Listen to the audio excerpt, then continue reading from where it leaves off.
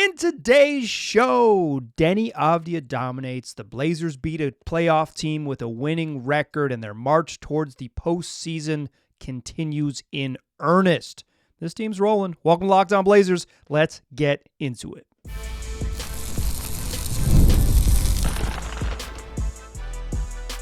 You are Locked On Trailblazers, your daily Portland Trailblazers podcast, part of the Locked On Podcast Network. Your team every day.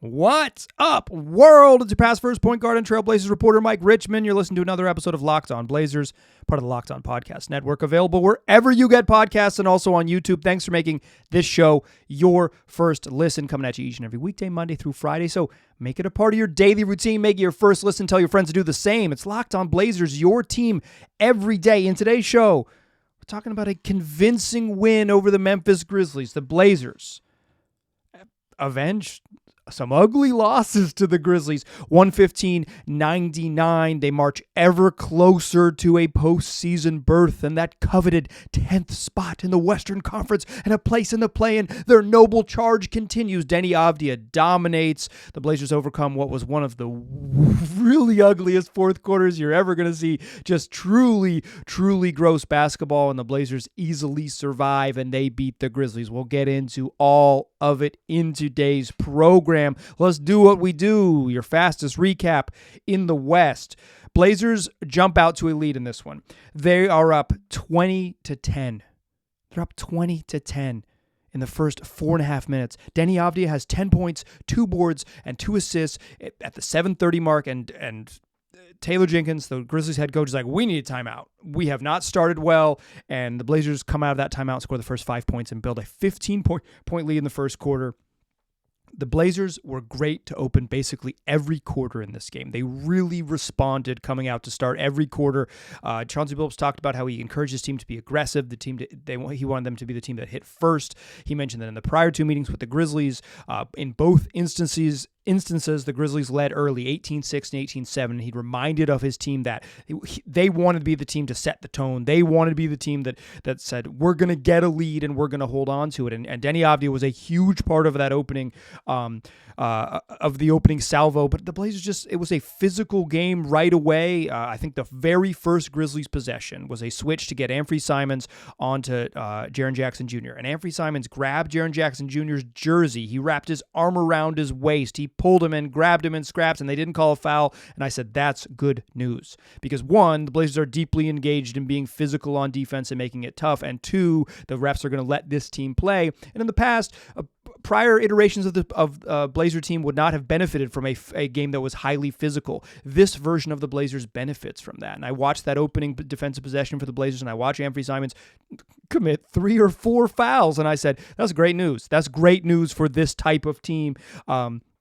It sets a great tone. Blazers led by 9 after 1, 38-29, put up 38 points on the Grizzlies. And they just kept on rolling. 71-point first half. They led by 13 at the break, 71-58. Deni Avdija at halftime. I told you about his first 4.5 minutes, 10-2-2. At halftime, Deni Avdija had 26 points, 5 boards, 4 assists. He'd made 7 of 10 from the floor, including 5 of 6 from 3 and 7 of 7 at the free throw line. In the first half, the Grizzlies were 3 of 12 from 3. Deni Avdija was 5 of 6. Everybody on the Blazers kind of got in on it. They shot 14 of 27 in the first half. They were ripping threes. They shot it very well early, but Deni was the tone setter. He had like a driving and 1 dunk. He hit 5 3-pointers. He got to the free throw line for 7 attempts. Dude was hooping, and he was dominant. 26, 5, and 4 at the break. And the Blazers, up 13 at the break, come out in the second half and begin that second quarter 11-3. 11-3.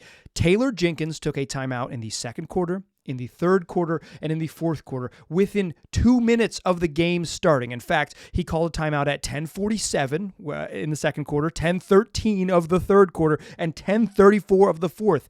Every quarter, and he called one the 7:30 mark of the first quarter. But the following quarters, after the Blazers jumped out to a 25-10 lead, they didn't make it into 2 minutes into the following quarters before Taylor Jenkins said, timeout, we got to regroup, we're in trouble. And it really happened out of halftime. The Blazers get out 11-3 spurt right out of the break, and Taylor Jenkins calls a timeout. They scored 11 points, prior in the first, a minute and 47 seconds. They build a 21-point lead on a Shaedon Sharpe three-pointer.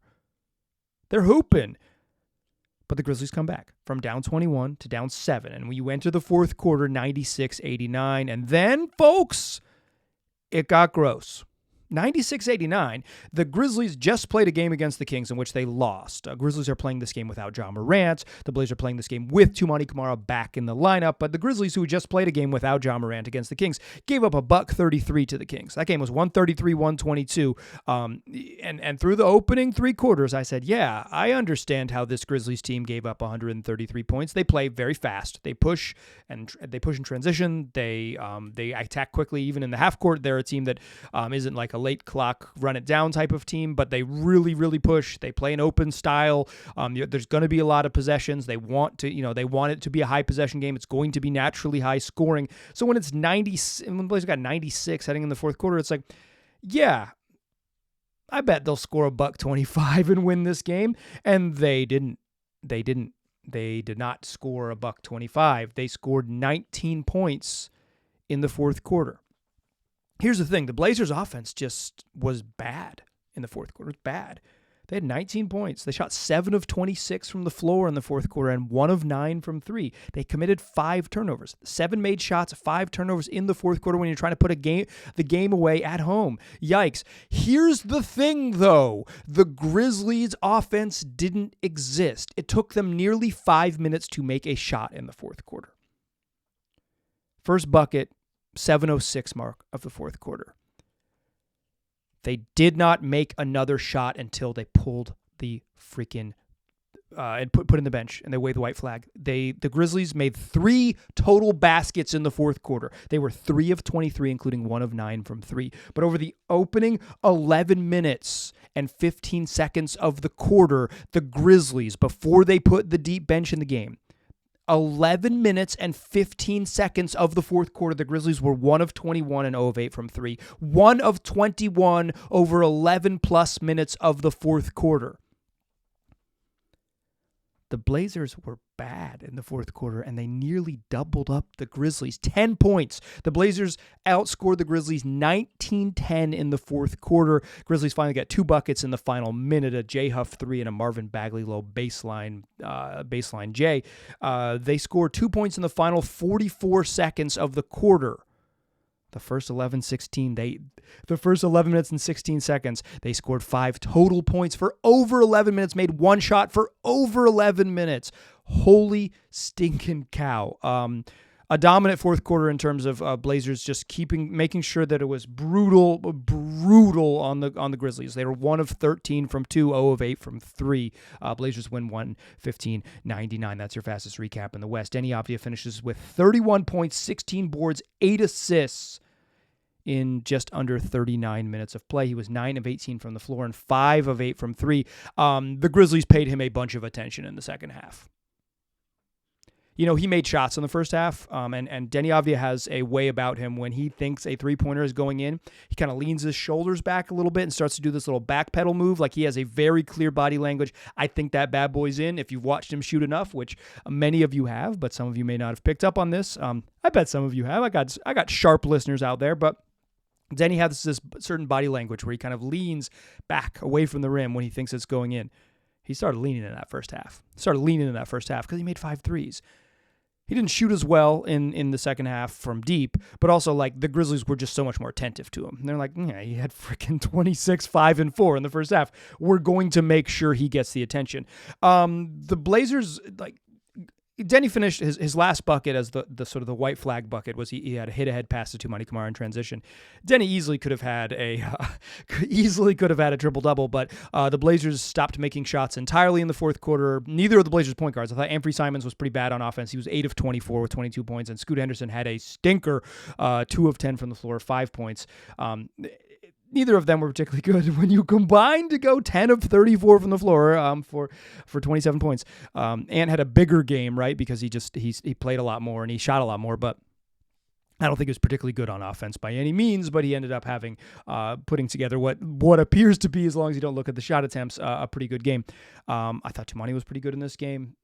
He made 3 threes and cashed in. The Blazers ended up making 18 and shot nearly 40% from 3. I thought Shaedon Sharpe was pretty good. He finishes with 17. I thought Donovan Clingan, although he didn't have this like super impressive box score night, 7 and 11 with 3 block shots, I thought he was really darn good.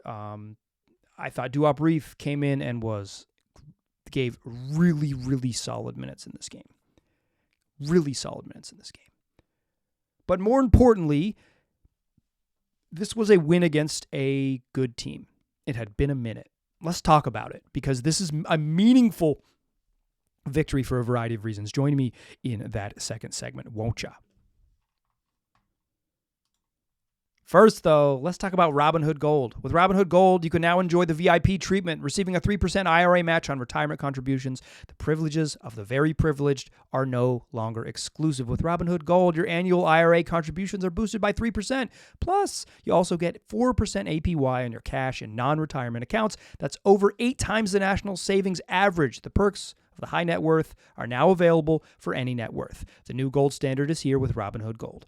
To receive your 3% boost on annual IRA contributions, sign up at Robinhood.com/gold. Investing involves risks. Rate subject to change. 3% match requires Robinhood Gold at $5 a month for 1 year from first match, and you must keep funds in IRA for 5 years. Go to Robinhood.com/boost. Over 8 times the national average savings account interest rate claim is based on data from the FDIC as of November 18th, 2024. Robinhood Financial LLC, member SIPC. Gold membership is offered by Robinhood Gold LLC.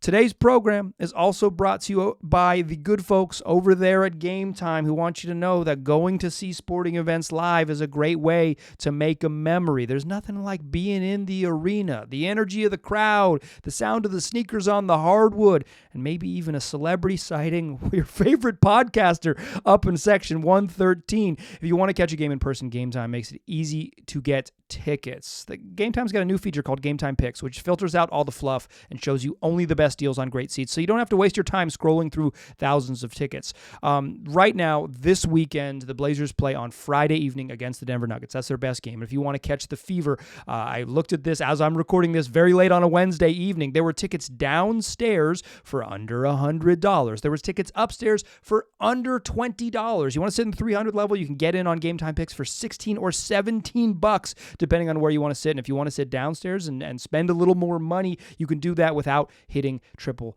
digits. So why not? Why not check it out? Take the guesswork out of buying tickets with Game Time Picks. Download the Game Time app, create an account, and use the code LOCKEDONNBA for $20 off your first purchase. Terms apply. Again, create an account and use that redemption code LOCKEDONNBA for $20 off. Download Game Time today. What time is it? Game time. All right. It had been many days. 44 since the Blazers beat a team with a winning record. They beat the Kings on February 6th, who were 500 at the time, but you have to go all the way back to February 4th, in which the Blazers played a team that had a winning record at the time of tip-off, and they got the victory. They had lost 10 consecutive games to teams with winning records. They beat the Kings, obviously, but they had struggled against good teams. And this was kind of the knock, right? It was like, Portland's rolling, they're 17-11 since the calendar flipped to game 42, and we're in the true second half of the season, January 19th, when things got going and they stayed going. But much of their success has been because they've taken care of business against bad teams. And hey, if you're gonna be good, you gotta be good teams, right? And obviously the Grizzlies are without Ja Morant and whatever. You can always throw a caveat in there, and that's how you get every champion that's ever won an NBA title gets an asterisk, right? But I think, in general, you play the games in front of you. The Blazers played this game in front of them, and they got the win. And this is the beginning of a challenging stretch to close out a homestand. This was the Grizzlies on Wednesday evening. You followed by the Nuggets on Friday. The Nuggets played a game tonight without Nikola Jokic and without Jamal Murray. Are they going to sit out a whole week and not play on Friday? Who knows? That's why the strength of schedule stuff this time of year is weird. The injury report is the thing you really need to pay attention to, because teams, when you get this deep in the season, what they want to make sure is they're healthy for the next thing, which is the 10-week long push to win a title. And so sometimes their priorities are a little bit different for regular season games. The Blazers' priorities are to win and make sure that they get to play at least one and potentially more postseason games. More on that in a moment. But it had been 44 days since the Blazers beat a team with a winning record. They beat the Pacers pretty handily that night, and then they had struggled. And so they come in and they beat the Grizzlies. Grizzlies, Nuggets. Sunday they play the Boston Celtics. Then next Tuesday they'll play the Cleveland Cavaliers to close out a homestand. This was going to be, as I mentioned in the program, kind of the test if they're going to prove it, right? Like they've proved they are without a doubt better than the bad teams, and they've taken care of business against the bad teams. If they're going to accomplish their goals, they're going to have to beat good teams. And they did it tonight by playing with incredible force and purpose. And they kind of played two halves. This is a cliche that at times you can't avoid, but I'm gonna do it. It was a tale of two halves. It was really a tale of three quarters and then a fourth. But the Grizzlies scored 31 in the third quarter, and there's plenty of points in the third. But the first half, the Blazers were rolling. They were rolling. They had 71 points in that first half. They were making shots. They were getting getting quality shots. I felt like they generated some good looks. I don't think the Grizzlies defended the 3-point line particularly well. The Blazers in that first half were 14 of 27 from three. That is a cool 52% from 3-point range. I don't have it in front of me. That's not a thing I charted in my notes, or I'm not going to look at the sort of the tracking data on this, but like, those were quality looks. The Blazers took 27 threes in the first half. I think they generated a bunch of very good-looking threes. Deni Avdija mostly took good-looking threes, and he hit 5 of them. I thought the three that Tumani made in the first half was a quality look. Duop Reith hit 3 of 4 in the first half. Quality looks. They said, okay, you're going to play, we're going to put Duop in and give you this pick and pop look that we don't always have, and he makes threes. He hit one from the corner just absolutely wide open. And another one from top of the key that was like a semi-late contest, right? But like I thought they generated good looks against a Grizzlies defense that wasn't locked into what they needed to do. But also, like, part of that is because the Blazers are getting into the paint. Because Deni Avdija is pushing in transition, because Deni Avdija is attacking hard downhill, you have to be aware. And when you get paint touches, you generate good looks. Like, you defenses have to choose what they want to give up. And typically, except for like the Pacers because they're weird, typically teams say, we don't want to give up layups. We don't want to give up layups. And so they will send help defense and pack the back line and do all of the things. I thought the Blazers generated this great looks in the first half and hit them. They probably hit, when you make 52% of your threes, it's probably a hot shooting night. Obviously, Deni Avdija hits 5 of 6. That's where the heat was coming from. He was scorching, Deni was undeniable in this game. Like, he's just so freaking good. I mentioned in the past, and I'll say this quickly, is like, I'll always, like, it's always a safer bet to be like, will this dude make an all-star game? It's like, yeah, no, it's really hard. It's really hard to make one. Bet against him. It's always easy to bet against him. The way Deni has played for the last like 10 days or so, 2 weeks, it's like, yeah, I can see this dude making an all-star team. It's been great. We'll see when we get to next season what he's hooping like. But right now, he is on one, and he's been really, really solid. Filling up the box score, a great tone setter. I thought he was just great in this game. But that first half, things came easy. 71 points. You make all those 3-pointers. The second half, it wasn't easy. It got a lot uglier. Blazers scored 25 points in the third quarter and just 19 in the fourth. Obviously, the Grizzlies didn't score any points in the fourth quarter. They didn't exist. And the Blazers took them out of that game. And I thought that is a real sign of a team that has ways to beat you, right? The Blazers aren't they aren't individually reliant. It wasn't like, okay, well, they made 14 threes, and if they make another 9 of them, they'll be all right. It was, okay, we made all those threes. Okay, the Grizzlies made a push. It's a single-digit game, and the Blazers put them in jail, locked them up. The offense had no chance in that in that fourth quarter. Like, the Grizzlies just could not generate good looks. Desmond Bane coming off a 44.9, couldn't generate good looks. Jaren Jackson Jr., 5 of 18 from the floor, incredibly frustrated. The Grizzlies benched Zach Edey in the start of the second half in order to try to change up the lineups, change up the matchups, give Jaren Jackson Jr. a little more space. The Blazers were kind of picking on Edey a little bit when he came in the third quarter and ended up fouling out. In the battle of the people who are very big and were drafted in the most recent 2024 NBA draft, Donovan Clingan looked like the better version of that. I thought Edey was particularly stinky tonight. But like, the Grizzlies were searching for it. They put Jay Huff in the game, said, okay, well, we'll try a stretchy big. They started John Conchar in the second half. They didn't play Brandon Clark because they needed more spacing and less 2-point juice. And he only played 5 minutes in the first half. Like, they were searching for it. And the Blazers in the second half didn't let them find it. And they didn't let them find it in that fourth quarter. A hot shooting first, a grimy fourth. You win an ugly game where you just can't score, but the other team can't score at all. You give up one made bucket over the first 11 minutes. A sign of a team that has, like I said, ways to beat you. They are a good defensive team that props up everything else. That's where it starts with this group. But it speaks to who they've become, that they won a game like this. And you win a game like this, and you creep closer to the thing that the Blazers don't really talk about, but they all know about it, and that's playing a postseason game. The Blazers are now just 2 games back of the 10th place Suns. It is very real that they could and might make the postseason and play at least one, if not multiple, play-in games. But let me tell you, the team doesn't talk about it. Join me in the second segment. I'm going to talk about it, and I'm going to talk about them not talking about it. Join me there, won't you? First, though, I want to tell you about Upwork.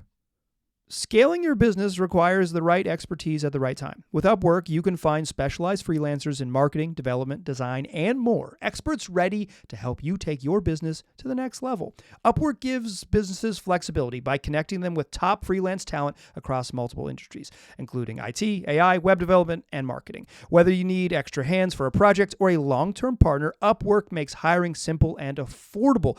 If you need help with a marketing campaign, Upwork can connect you with a freelance expert who has and will deliver incredible results. You can post the job for free. It's very simple to do, and within a day, multiple qualified candidates will be available for you to choose from. So instead of hiring full-time, maybe your business can't quite do that right now. Upwork helps find affordable top-tier freelancers to scale your business efficiently. And then once you find stuff that fits, you can move on from there. Visit Upwork.com right now and post your job for free. That's UPWORK.com, Upwork.com, to connect with top talent and grow your business today. Still a pass first point guard. Still Mike Richmond, and you are still listening to Locked On Blazers. Chauncey Billups has told us, the assembled media, multiple times that he does not talk to his team about the play-in. Doesn't mention it. He wants them to singularly focus on the game in front of them. He says on Wednesday, I want to beat the Grizzlies. On Monday, I wanted to beat the Wizards. So on Monday, we talk about the Wizards. On Wednesday, we'll talk about the Grizzlies. On Friday, the team will play the Nuggets, and the focus will be on beating the Nuggets. And then they'll focus on beating the Celtics. He wants this team to be singularly focused on the task at hand, because he knows if you win the games, eventually you will be rewarded with the thing you want. But to me, that's coach speak. That's the type of stuff that maybe works in terms of motivating young men to play their best and remain singularly focused on the task at hand. But it's also coach speak nonsense, because you better believe Chauncey Billups knows the standings. He knows the deal. But he doesn't mention it, and he doesn't mention it intentionally. And I asked Deni Avdija and I asked Anthony Simons after the game about it, and both of them said, yeah, he doesn't. He does not mention it. And Deni said specifically, I like that, because Deni, who has never played in the postseason, got hurt his rookie season, and then the Wizards were pretty bad and didn't make the playoffs, has never played a postseason game in the NBA, says, like, yeah, he really wants to make the play-in as meaningful to him, and the postseason is certainly a goal and a goal for the group, but like, He is like Chauncey. He wants to be locked in and focused because he wants to win the game in front of him because he knows what the carrot is out there, but he doesn't. He doesn't want to. He wants to keep his head down because he thinks that the team is talented enough that if they do keep their head down, they'll have success. And then when they finally do look up, they're like, "Oh yeah, we got what we wanted. We achieved our goal." Well, sure, but is everybody like Deni? Anthony Simons isn't like Deni. I'll tell you what. Anthony Simons knows the standings. Anthony Simons alluded to the fact tonight at his media availability that he knows the Phoenix Suns got a really tough schedule in front of them. He knows the deal. He knows the standings. He looks at it. But he doesn't share it with his teammates. I asked him if the Blazers group chat, their team text thread, is like awash with standings talk and where they are and all those things. It's not. It's not. We don't talk about it. Even as a team, it's maybe something they might kind of peek at. Hey, how did the Suns do? How did the Mavs do? Oh, they lost? Okay, and they might text each other individually, but it is not the thing that they are all obsessing over and talking about. Because what starts with Billups as this coach speak, we're going to focus on the thing we focus on and take control and blah, blah, blah, has permeated, right? The team is indeed pretty damn focused on what they need to take care of. And they're taking care of it. They really are. The Dallas Mavericks had a game 1. They had a game 1 tonight. They were up 4 with 50 seconds left against the Indiana Pacers. PJ Washington missed a couple free throws in the final minute. The Pacers came away with a steal on a terrible turnover by Max Christie and the Mavericks. Pascal Siakam hits a huge 3, and the Pacers go on to win a game that they were losing with 48 seconds left. Losing with 30 seconds left. Down 4 with 48 seconds left, and the Pacers find a way to win. And the Mavs, now losers of 4 in a row, 1-9 in their last 10 games, slip below the Suns into 11th. The Suns move into 10th. Ahead of the Mavericks, who may get Anthony Davis back and may make a push. And obviously, like, the Blazers are 2 losses back of Phoenix. They got to catch them, and they got to catch them by winning games. But the way you do that is you beat good teams. The Blazers will earn it if they get there. And these next set of games, Denver, Boston, and Cleveland, will be proof that the Blazers are good enough and capable of getting there. The Suns don't have it easy. Their next handful of games are against Cleveland, Milwaukee, Boston, Minnesota, Houston, Milwaukee again, Boston again, the Knicks, the Warriors, the Thunder. The Suns close out the season only playing against 2 teams. That are not in the upper echelon of their conference. Only 1 team with a losing record. That's the Spurs on April 11th. But other than that, good teams: Cleveland, Milwaukee twice, Boston twice, Houston, Minnesota, New York, Golden State, Oklahoma City, and then the Kings in the final game of the regular season. Who knows what some of those good teams, the Bostons a couple times, OKC, at the very end of the season, who knows if those teams need to win? They probably don't at that point. OKC will probably have everything locked up that they need to, unless they really want home court advantage against the Cavaliers in the finals. And even then, they might not care about that because that might be too far down the line to worry about when you talk about health in the final week of the season. The Suns have a brutal schedule. The Blazers' schedule is not super, super easy, but it does lighten up a little bit after this stretch. They'll play the Kings and the Knicks, but they play on the road, but against a mediocre Hawks team, a Raptors team that doesn't want to win, a Bulls team that's not very good. And they're back home against the Spurs. They play a road game against the Jazz, and then they'll play the final games of the regular season against the Warriors and the Lakers. Who knows what the Warriors and Lakers in the final 2 games will need to do? But I think it is worth noting that the Blazers do have some much more. They have a more winnable games on their schedule than Phoenix does. But the Blazers aren't talking about it. They're not obsessing over the schedule. I think it is very real, and that they could make the play-in. I've been skeptical here because the Blazers' lack of success against good teams and just the math. The math is just like, can you win 3 more games than Phoenix down the stretch?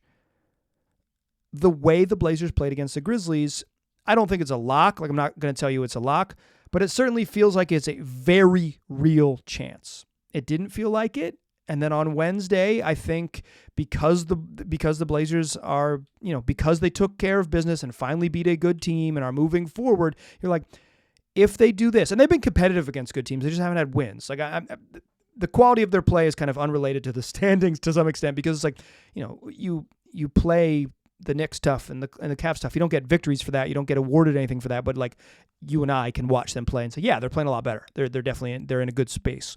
They're in a good space, and they have a slightly easier schedule than the team they're trying to chase, Phoenix. We'll see what happens with the Mavericks and Anthony Davis. It's not a lock that they're in, but they are by any means, right? But it's real. They're in striking distance, and it happens by doing what they did on Wednesday night.